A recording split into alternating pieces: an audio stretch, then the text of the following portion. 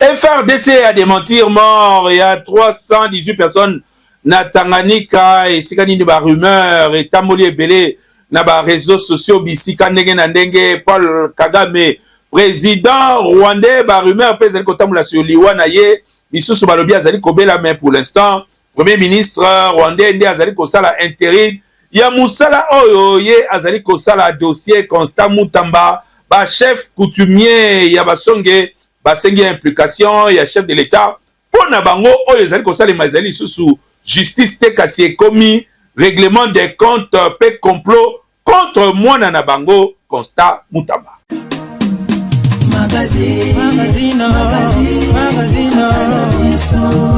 FRDC a démentir nombre à 318 morts na Moba kuna na province ya Tanganyika ba détail bolanda élément oyo. Suite ya message na ye na plénière ya clôture dimanche 15 juin, président ya Assemblée nationale apesi bilan ya bato oyo bakufi na Moba kuna na Tanganyika. Bilan oyo ezali kokisi ya ba députés nationaux ya Tanganyika nde bapesaki yango na rapport ezali 318 décès. Groupe ya ba milice nde babomi 318 personnes na date ya le 14 et le 15 juin. Nous sommes endeuillés hier et avant-hier dans le territoire de Moba principalement. Nous avons perdu 314 de nos concitoyens suite à des affrontements entre groupes armés. Kasi lundi 16 juin, Assemblée nationale baye kosala communiqué koloba nombre oyo président ya Assemblée nationale apesaki ezali kokisi ya ba députés nationaux ya Tanganyika nde bapesaki ekasi après vérification ezali ya solote nombre oyo bango balobi kende quelques heures après porte-parole ya force armée ya République démocratique du Congo abimi na média pona koloba ezali ya solote. Message oyo ezali bato ya politique balingi baloba makambo oyo ezali ya solote. Massacre mokote oyo ezali na ampleur wana eselemi na badati oyo bazali koloba société civile ya territoire pona bango esi basalaka bilan oyo bapesaka na FRDC koloba ete ezali na groupe armé na kombo Mutono na 2024 nde babomaka 10 personnes na groupement Maseba na chefferie Katiabala territoire ya Moba kuna na Tanganyika. Basengi na bana ya mboka nyonso pasedete po message nyonso to epesami ezali ya solote force armée nde bazali ko assurer population situation nyonso esi ezala maîtriser grâce ya administrateur ya territoire. Les forces armées de la République démocratique du Congo demandent à l'opinion de ne pas céder à la désinformation, la manipulation et l'intoxication véhiculée par les personnes mal intentionnées dans le but de nuire à leur crédibilité. Elle dénonce également la récupération de cette fausse information à des fins politiques et propagandistes. Ba médias internationaux ebele balobeli mort ya Paul Kagame pe misusu ba traiter question yango lokola rumeur bolanda ba détail ndenge biso topesi yango awa. Plus de 10 jours depuis Paul Kagame, président ya Rwanda, akweyaki maladi banda bamemaye na étranger pour na kosoigner ye ata rime à mon côté silence eleki makasi na part ya gouvernement na bango pe monde entier bamoni yango suspect bato nyonso tu bakomi kolobela yango po ezali koyebana te état de santé na ye est-ce akomi malamu to pe azali lisusu na bomoi te lobi lundi mokili mobimba bazalaki komitu na pe bazalaki kolobela yango kasi kende ba opposant na ye esi babimisi balobi ete Paul Kagame azali lisusu na bomoi te Paul Kagame esi azongi mboka tata selon ba opposant ya pouvoir ya Paul Kagame kuna na Rwanda mingi pe ba rumeur esi bimi moto azali kosala intérim na ye ezali premier ministre na ye oyo azali lelo ko jouer lokola président AI ya Rwanda yende azali ko assumer ba affaire nyonso tu yende azali ko signer lokola chef de l'état na nyonso wana tozali ko talela pe tozali ko jimele po jusqu'à présent ezana nuba rumeur malgré même ba chaîne internationale ba lobeli yango kasi tozali kotala pe tozozela communiqué officiel oyo ezali kolobama sur Paul Kagame tokene kotuna bakinois bayebisa biso soki bazwi sango yango ndenge nini mingi bazali koloba kutu soki akufi ekozala malamu mpona kimia na est ya République démocratique du Congo. Totelemaki Kagame kote azazonga te tosengelaki aleka kingo na ye makila bakongole ya Goma ya Bukavu ya Bunagana ekanga ye akufa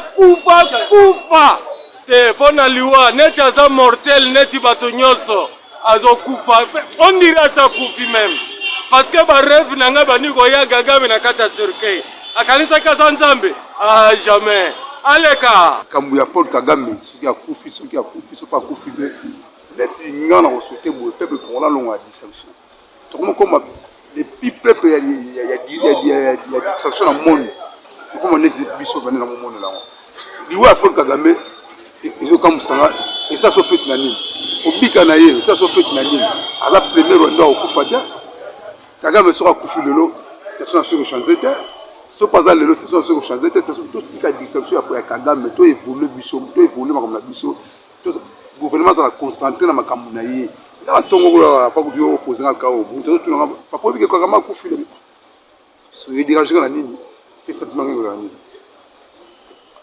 ngana bénéficier ni sera akufi to pas akufi te na bénéficier da ni aza vie so ça akufi ni personne bénéficier il y a rien et cette dissension est incroyable de tout c'est akufa te na pas za mo weni na za na akufa so non c'est pas na raison que soit conflit politique na ya biso na bango ya pays na biso na bango Paul Kagame oyo biso to bengaka le Muchopi africain donc je pense que le monsieur Paul Kagame a méqué un peu pour souffrir sous région Mobimba.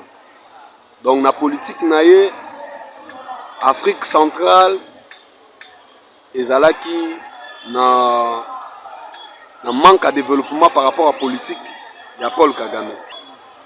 Bango balinga kolekisa lisolo ya terre muke terimer ya terre muke bango balekisa yango te. Mais pourquoi silence? Pourquoi silence depuis bandi kolobela lisolo ya Kagame akufi Kagame ça nini? Ce qui te sali banalise tu comprendre que c'est qu'il y a quelque chose qui ne va pas. Vous comprenez? C'est que ça les likamoro ezo passer bien te. Ezo malamu te pana bango. Na komona ndenge toyoki na masolo toyoki ke premier ministre na bango ne mutu asimbi na no transition azo kamana mboka pour un temps. Ils ont l'accepté que le monsieur en question a eu moins difficulté, soit a vraiment sérieusement la maladie. Donc pour les Congolais locaux combattant et de peste, bon, on a souhaité déjà que son âme repose en paix. Chef coutumier Songe Basengi na président de la République a s'impliqué na dossier ya moko ya bango Constant Mutamba pona bango ezali complot pe règlement de compte oyo bazali kosala na mwana na bango oyo azali kosala musala kitoko pe fierté ya gouvernement soumis no abola na ba détail na reportage oyo. République démocratique du Congo, province de Lomami, territoire de Luba. Message adressé au chef de l'État et magistrat suprême, son Excellence, Monsieur Félix Antoine Tshisekedi Tshilombo. Nous, les chefs coutumiers du territoire de Lubao, réunis en ce jour du 13 juin 2025 pour dénoncer une cabale politique orchestrée par les politiciens véreux, par le canal d'une justice instrumentalisée contre notre fils Constant Mutamba Tunga, ministre d'État, ministre de la Justice et de garde des Sceaux. Victime d'un complot politique. Nous, les chefs coutumiers, nous lançons alors notre cri d'alarme au chef de l'État, magistrat suprême et garant du bon fonctionnement des institutions à intervenir pour arrêter cette cabale politique orchestrée par l'ennemi de la République.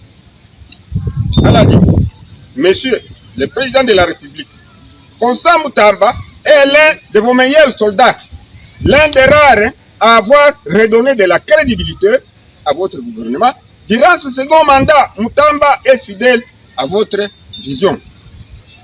À la ligne. C'est un général sur lequel on peut compter dans les moments de troubles d'aujourd'hui. Face à la crise que traverse le pays, vos ennemis savent qu'en les faisant tomber, mais ils vous isolent davantage. Cette stratégie claire vous affaiblir de l'intérieur. Et ironiquement, ça serait alors Constant Moutamba, l'un de vos plus loyaux qui en paye les prix. Toute cette énergie dépensée a pointé une erreur de procédure si elle était mise pour traquer les vrais voleurs. Notre économie serait alors déjà à 50 milliards. Mais maintenant, ce n'est pas le cas. Malheureusement, ça n'est plus. Mais Moutamba Tumunga fait partie des meilleurs dans votre équipe. Lui infliger un carton rouge maintenant, alors que l'équipe adverse met une pression énorme, ce qui serait à vous affaiblir vous-même d'abord et renforcer ceux qui veulent vous voir tomber. Dans une période où vous avez besoin d'hommes loyaux, disciplinés et patriotiques, la vraie force, c'est de protéger ceux qui vous défendent encore plus davantage. Alors, nous disons contre à cette cabale politique montée contre notre digne fils. Nous disons encore non à une justice instrumentalisée. Nous disons non à une assemblée nationale instrumentalisée.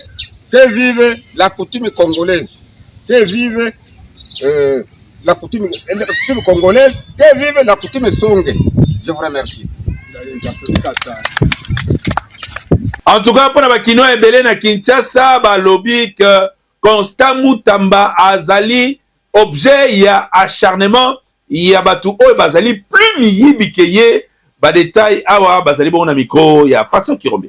Biso za ba Kinois to sebela kina ministre de justice marche na ezaki malamu mais ba jaloux ba bimi ebele po ba kwesa ye mais to sepela nango tetaki biso to ba congolais hein bolamu oyo ya koti mo makamu oyo ya koti na justice ya Congo eza malamu soko selma be fo bakanga yo mais bazo ko humilier parce que eza clique ya bato basangani pour ba humilier ministre de justice.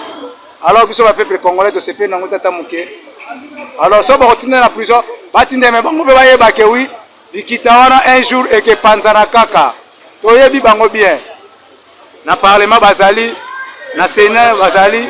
Alors bango tout wana ezali kopa basala ki po bako esa ministre de justice. Alors to yebi ke oui nzamba ko sala ka grâce Vonde bale 7 millions ya mbongo ya magistrature o ba pesa bango po ba pesa bango ba magistrat ye na président ya cour constitution bale mbongo dossier wana asa bakanga ye ayiba mbote ye Germain Vonde asumi le plan ngona na Bruxelles ya 9 millions azimbongo wapi bakangi ye ka mwana batamukie oyo Mutamba pa ye atelemeli bango aboye kota cop la bango le bangi babete kaka likamuya matata ponyo le matata pona za ye Germain Vonde ala lisi dossier la pona nini le matata pona za ye Germain Vonde likamuya nani muto MRC oya sena ya tel kamere yona akumi rébellion pas ni bakangi parti na été pas ni balongole nini te milité Germain Vonde te bibino bien bi bata cop yo kamere siminoa te bakana lotu wa mi yibi bokanga nani Mutamba ake prison polo sepela mais oya roya akotemela biloko kaka. Obotana mwasi quelque temps après mwasi aye koyebisa yo que mwana oyo yo boko la kazali ayote okosala nini. Tamola na mukili omo na makambo tamola na Kinshasa makulungulu onkota mayanzi makambo ebelele kaka na Kinshasa oyo ekamisaka bato ndenge balobaka mukili mbanga ntaba ovandaka na mwasi obotana ye kasi okolisa mwana oyo yo obotana ye atikala jamais koyebisa yo vérité ya maye oyo nyonso to ezali entre yo na mwana oyo ozali kobokola kende nsima ya mikolo aye koyebisa yo ke mwana wana oyo ozali na ye azali mwana na yo te mokolo mwana azali. Bato ebele bazalaka na ba réaction différente kasi awa na Kinshasa bato tokutani na bango mingi bapesi mpe baavi na bango soki kaya boye ekomeli ye eloko nini oyo esengeli ya sala. Pour moi, na retrouver na ngango normal, eza na ngo vie.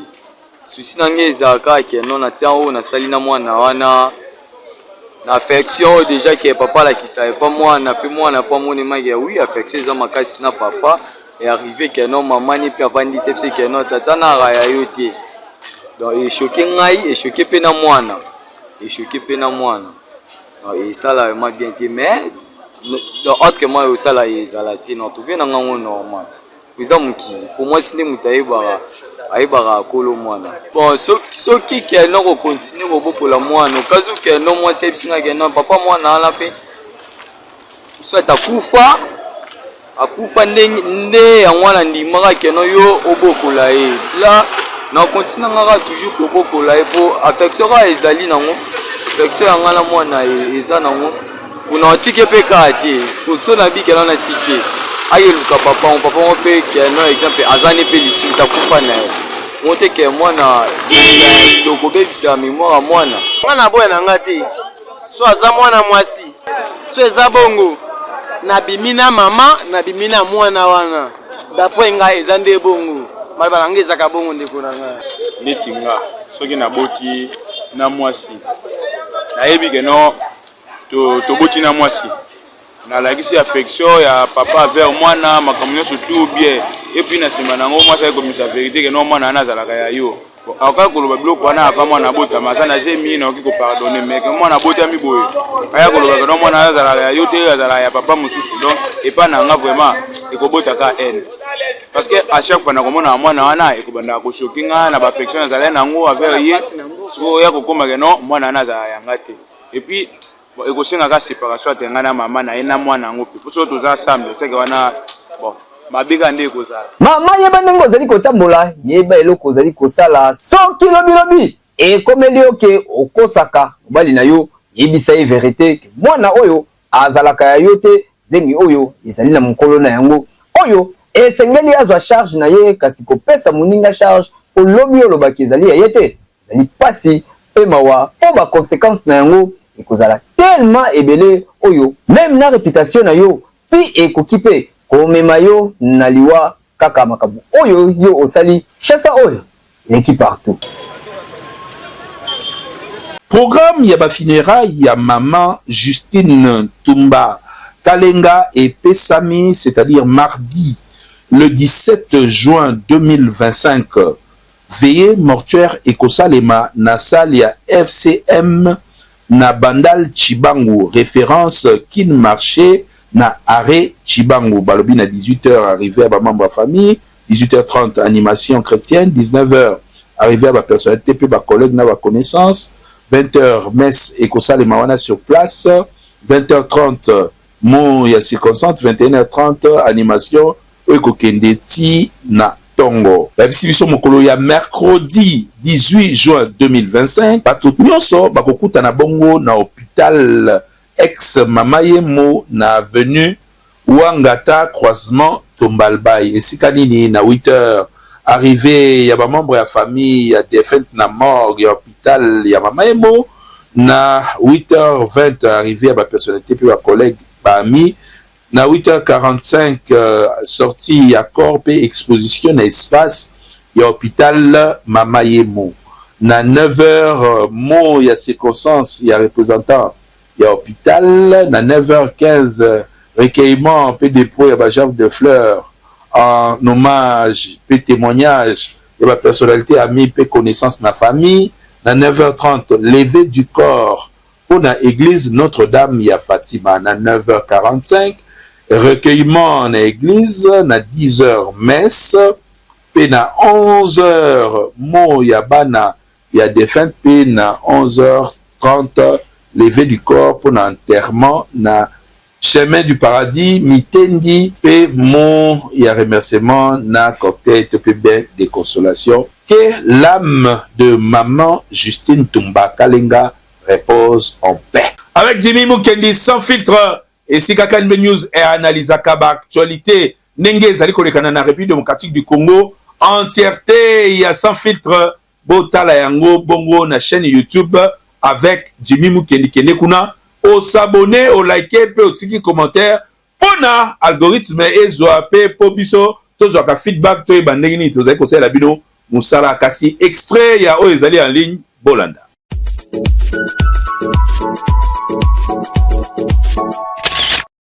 Balobi ba bisi mutamba yela biso siko entreprise wana to yeba ndenge nini tokosala. Willy Musheni alimwe tula mwisi ya zaza aza komonana te. Bakolo entreprise oyo bazwi marché baza komonana te. Kasi yo ministre ndenge nini osalaki procédure ya urgence ya gré à gré na batu oyo bazali crédible te yo zali ministre de justice esengelaki ofungola misu. Quelque part balobi procureur a reproché Constant Mutamba kozala complice ya batu wana. Dossier sur le plan juridique ezali ko se présenter bongo. Peut-être ba élément mususu ezali ko ya au fur et à mesure mais na ba élément ezali en présence dossier ezali bongo. Nde firme vonde asengi lisusu na Assemblée nationale ba pesa e Mutamba pona turoyo aleka mbala moko na procès basila na mbala moko. Croyant que Assemblée nationale bakosa la politique, to pe barobeta ba dilatoire pour protéger peut-être ministre en fonction, lobby na plénière et à lobby, plus de 300 députés va voter pour poursuivre Constant Mutamba. Bobo Sanate, quelques jours avant, dossier Nicolas Kazadi, Oyo, ba procureur ba sengaki, levé, topé, ba fungula ba poursuite, naye, ba députés nationaux, ba sengaki ba fungula ba poursuite à Nicolas Kazadi, pona ba faux bruit, oya lobaki que, ba ton gouvernement ba kabula rambongo, ba députés nationaux, ba gérer dossier, on a ndenge na bango ba lobi, ba ko livrer Nicolas Kazadi te, ba voter contre, qu'on lâche Nicolas Kazadi, et puis ba yebisi biso que dossier wana ba memi yango na commission de discipline, na commission parlementaire ya discipline. Wana ezali politique biso tokokota mingi te. Tozonga na Mutamba. Esika batu bazolobela ke ezali kokoma politique, oui, parce que Mutamba zali acteur politique. Yo okoki ko sala politique te ozo ba position politique te batika opeka politique boye o régner politique ya bitumba ezalaka bitumba ya ba excellent. Si tu n'es pas excellent en politique okolia mboa yango na balobaka soki oyebi politique te tuna bato bayebi politique eza otomona na TVT politique eza o esalemaka na kati ya politique. Batu balobi ke dossier Constant Mutamba c'est comme si acharnement ezali po lobby déjà le 15 dimanche ba livré na justice lelo na tongo procureur a signé document pour na koloba ke na ba aéroport na ba beach nzela lufu côté ya présidence kuna na sima na ba Gombe basengi ba surveiller fleuve Mutamba a poussa na ta pembeni te, c'est-à-dire yé a soukara boulevard du 30 juin changu pe a poussa na côté aéroport te po abimate na beach pe a komati, c'est-à-dire atikala awa basambisa ye baye bande nini bakosila na nai. Est-ce que ça complot? Est-ce que tu reconnais que justice ya mboka ezali kosala? Est-ce que tu reconnais que président Félix Tshisekedi a lâché ministre naye? Est-ce que tu reconnais que ezali règlement de compte? Analyse nyonso tokosala na dossier wana eza valable. Tolo ba justice eza kosa musala. Tolo ba règlement de compte. To nyonso tokoloba eza valable. moralité na kati nango ezali nini? Moralité ezali ke tangu ondimi kosala politique, il faut za maboko pembe. José Makila alobaki papa kanga bongo ayebisaka ye ke mbongo ya politique avant kolia yango il faut ebela. Ezalaki adage kasi ba jeune mingi o baza kota politique balingi ba kota politique sans idéologie, sans lutte, mais balingi ba kota politique malabon na opulence na richesse oyo politique ememaka. Et alors il faut ça la choix. Yango na tolobaka soko koti politique et que l'union comme malabon millionnaire, il faut otika politique au kene kosala ba affaire. Et ça va faire ne te pesa ka billion. Et ça politique ité. Sur un million bango na politique, dans la plupart des cas, ils ont la compromission. C'est-à-dire ils ont l'oko moko boye, au teki mboka, au teki eloko, que pour teki ki yo pour ozwa mbongo wana. Attention mbongo wana ko servir yo mingité, mbongo wana ko zalako et ko zala risque topé et ko zala l'unique eloko o ko descendre vie na yo politique. Soit au dile na bango na bakop na bango ndenge basalelaka yango bango baza à l'aise na musala na bango, soit oza na rigueur olingi ke bakambo ekende na semba, et alors yo pe maboko na yo ifo ezala pembe. Na mboka oyo tozala na politicien moko oyo babenga Etienne Tshisekedi wa Mulumba. Batushu nyonso oyo bokoya koluka kosimbisa ye na loyenge azalaki très prudent. Et puis nenge ozali koyela na dossier na oto na makambo na yo azaki mutu moko toujours avisé pona koyeba ke eloko lingo beta so lingo kendo ko kwisa na ndenge politique okozwa ete. Mais ba oya biso ya lelo omona ke mutu abandi politique lobby azozo mbongo corruption azo signer na décharge. Yo zozo mbongo eza ya corruption. Ozozo mbongo eza ya kanyaka. Mais ozo signer décharge. Tala qui sans esprit o bato belé ba okota nango na kati ya politique. Elingi koloba que yo jeune, yo tata yo maman, muto tche makolo na politique. Soki olingi honneur, soki olingi jouer jeu ya politique, to pe soki olingi ko combattre ba anti valeur, yo moko zalada nou valeur. Yo moko zalada nou valeur. Il est vrai qu'on sa mutamba zali parmi ba ministre oyo ba voyage à raté, ba sali sera l'état ba dépense té, mais il est vrai pe qu'on sa mutamba zali parmi ba ministre oyo ba niatela ba premier ministre bordir. Il est vrai qu'on sa mutamba azali pe parmi ba ministre oyo ba yana mboya munene na bureau pona ko kebisa batu ba magistrat pe basaka ba boulot na bango yo biloko nyoso kangi et comme il va foutre na banque et comme il boye oui mbongo zo kota na l'état, oui l'état zo se retrouver. Mais cadre sociologique, parce que gouverner politique, et ça les maka pour na yote. Ceux qui n'ont pas des acteurs politiques, même là, non ça journalisme, je le fais pas pour moi ou pour ma petite famille, je le fais pour la population. Parce que information biso au total na fatigue ezali fait au ezali ko intéresser population, ils ont intérêt à la population. Depuis ce tolobaka. Donc, na kolo koloba makambo tali famille nanga teto vie privée nanga et ko intéressé batouté. Donc yo ministre quand aux la responsabilité publique. Tango aux responsabilité on ezali kota la mboka makambo na privé nyo se bungi nyonso ekomi c'est leur intérêt à mboka. Et alors, ceux qui ezali ko bunda lutte noble. La lutte UDP se bundaka à un certain moment. Parce qu'il y a eu beaucoup de choses. Parce que la valeur politique est belle et bungi na ba politicien. Ba politicien vit na ba comme kanyaka et ça kola ta veste, kola ta cravate, ko rouler carrosse, ko zo basi, ya onde politique na mboko lelo.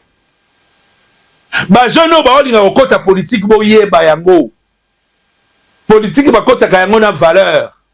Mongo ba simbaka na loyengete. Aux fonction bongo ya l'été zambongo na yote.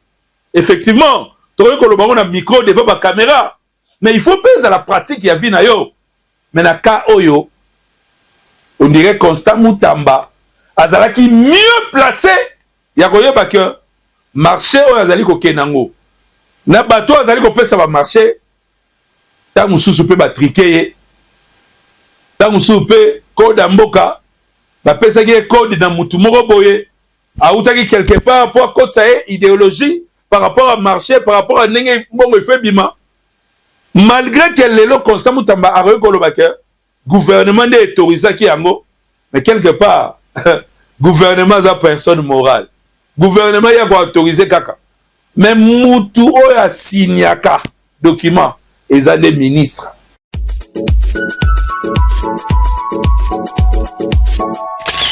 On a sur édition à l'élo nazaki na plaisir à vous présenter bino yango pour continuer kolanda KNB News biso tozali wana toujours pour nous servir bino avec impact na idéologie information et allez continuer na ba page Facebook na biso KNB News na TikTok KNB News pe sur YouTube s'abonner ebele na chaîne YouTube KNB News nde to wonel mokola lobby avec le même plaisir. Magazine.